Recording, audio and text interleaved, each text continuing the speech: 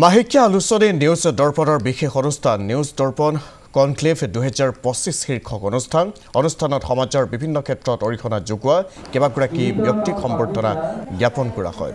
সমাজকৰ্মী লীলাকান্ত পায়েং, দিগন্ত লস্কৰ, অনুষ্পৰ ৰয়ক কৰ্মপ্ৰাণ বঁটা প্ৰদান কৰা হয়।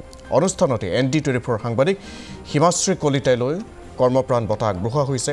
অনুষ্ঠানত উপস্থিত থাকে জ্যোতিষ চিত্ৰপটৰ জ্যেষ্ঠ বিষয়া দীপক দত্ত, বিশিষ্ট সমাজকৰ্মী ৰঞ্জিত বৰা আৰু ND24 news editor Manas Pratim ডেকা উপস্থিত থাকে। মহানগৰীৰ লালমাটিস্থিত দুৰ্গা মন্দিৰ প্ৰেক্ষাগৃহত বঁটা প্ৰদান অনুষ্ঠান।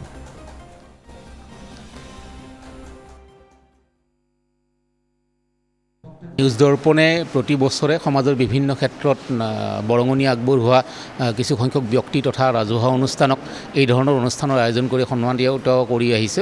আজি 2025 বৰ্ষৰ বাবে আজিৰ এই নিউজ দৰ্পণ কনক্লেভৰ আয়োজন কৰি আমি নিউজ দৰ্পণ কৰ্মপ্ৰাণ বঁটা সমাজৰ বিভিন্ন ক্ষেত্ৰত বৰঙণি আগবঢ়োৱা মুঠ 15 গৰাকী ব্যক্তিক প্ৰদান কৰিছোঁ।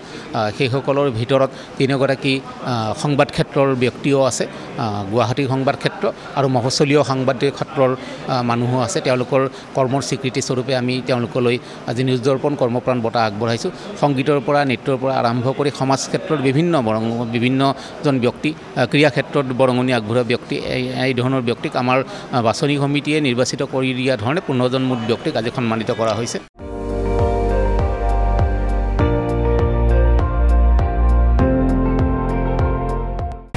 আপুনি চাই আছে ND24, সৰ্বশ্ৰেষ্ঠ নহয় সৰ্বোত্তমৰ দৌৰ।